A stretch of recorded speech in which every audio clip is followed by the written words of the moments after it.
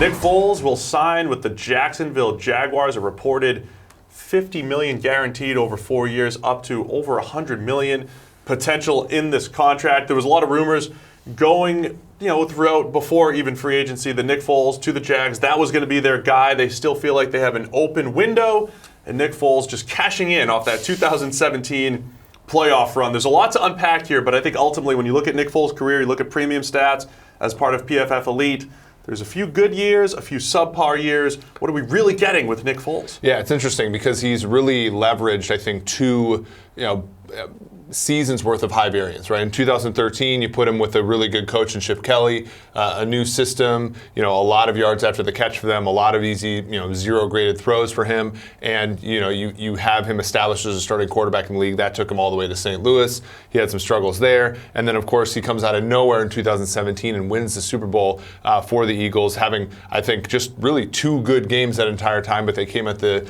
at the expense of the Vikings and the Patriots. And now after another run last season, he is going to sign with the Jaguars and presumably be their starting quarterback for the next few years. I think people sometimes forget during that 2017 season, he did come in for Carson Wentz, had a couple decent games, but a couple disasters down the end against Oakland, and then just a limited time against Dallas in Week 17. But even against Atlanta in the divisional playoff, only a 50.7 PFF grade, threw a pass right to a free safety that gets tipped up for a completion. It's not like they scored a ton of points. So he wasn't great, but then the conference championship against the Minnesota Vikings and the Super Bowl against New England, that is literally one of the best two-game stretches we've ever seen in the playoffs. PFF grades of 93.8, 92.3. So maybe those grades say he might have been even better than the stats showed.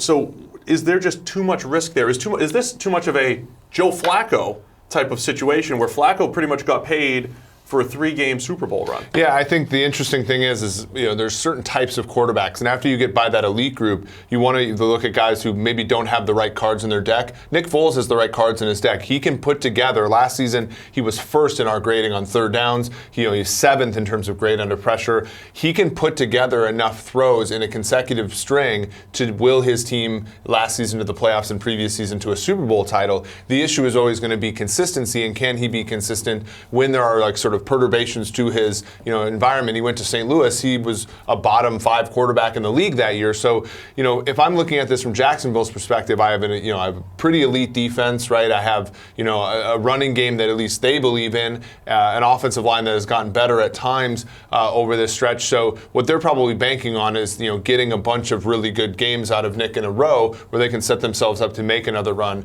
at the Super Bowl like they did in 2017. He's absolutely high variance. If there's one thing that we've learned and that you've harped on, is that the idea of pressure, play under pressure, does vary quite a bit. Yep. And you could see it with Foles. He made some incredible throws last year with guys in his face. He's got the strength to get the ball down the field, and he did that a bunch. And then we saw in the playoff game against Chicago, a couple bad decisions under pressure. Same thing in the New Orleans game. So that stuff is tough to bank on week in, week out. But if you want to pull out some great throws under pressure, Nick Foles has had them the last couple of years. So ultimately, high variance. Is that essentially the story here for Jacksonville? Yep, and he was 31st last year in a grade under a clean pocket, which we know is the most stable thing in the world. The Eagles have really, done a good job on third down the last couple of years, both with Wentz and with Foles, but those things don't necessarily repeat themselves, and that's why we've seen their offense struggle at times over the course of the last 2 years when those third downs weren't converted. So I agree. I think it's high variance. I think if you're the Jacksonville Jaguars, you're probably banking on this being a possibility of a 12-4 season and a bunch of 4-12 seasons more than you are 4 consecutive 8-8 seasons. Yeah, so there's just a little bit too much risk, but the high end of Nick Foles could pay off for the Jacksonville Jaguars. He is the new franchise quarterback for the Jags.